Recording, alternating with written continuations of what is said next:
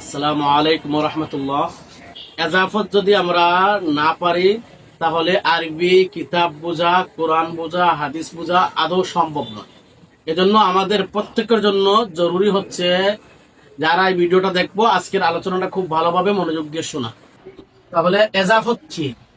বলে দুইটি ইসিম পাশাপাশি এসে যখন দ্বিতীয় শব্দের মাধ্যমে প্রথম শব্দের পরিচয়, সম্পর্ক অথবা নির্দিষ্টতা প্রকাশ করে। তার মানে আমরা কি বুঝলাম?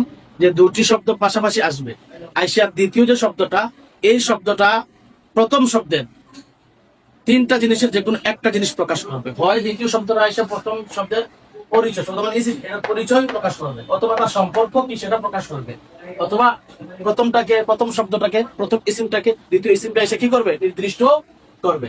এমন যদি হয় তাহলে তার নাম হলো এজাফত।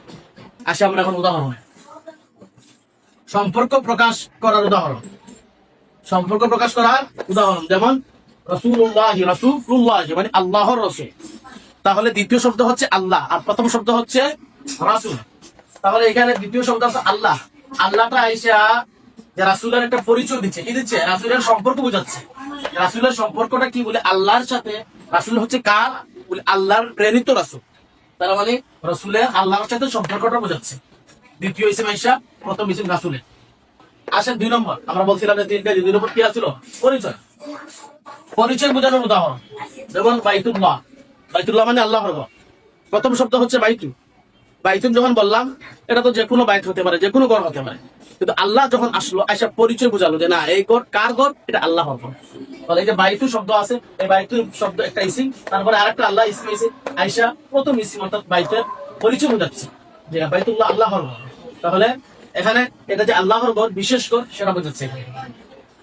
নাম্বার 3, নির্দিষ্টতা বোঝানোর জন্য আসবে। তাহলে নির্দিষ্টতার উদাহরণ যেমন কিতাবুত তালিব। এখানে কিতাবু একটা শব্দ আর তালিবি একটা শব্দ। কিতাবু একটা ইসিম আর তালিব একটা ইসিম। কিতাবু শব্দ যখন আসলো, তখন মানে বই, যে কোনো বই হতে পারে। কিতাবুন তখন হবে, তখন তো কিতাবু হবে না, একা একই হলে কিতাবুন হবে, যে কোনো বই হতে পারে। কিন্তু আর তালিবু শব্দটা যখন আসলো, তখন হইলোটা কি? যে তখন নির্দিষ্ট হয়ে গেল, বইটা কি যে কারোর বই না, এটা ছাত্রের বই। তাহলে এই যে তিনটা, তাহলে এজাফত হয় হবে কিসের জন্য? পরিচয় প্রকাশের জন্য, না হয় হবে সম্পর্ক প্রকাশের জন্য, না হয় হবে নির্দিষ্টতার জন্য। এই তিনটা জিনিসের যে কোনো একটার জন্য এজাফতটা হবে।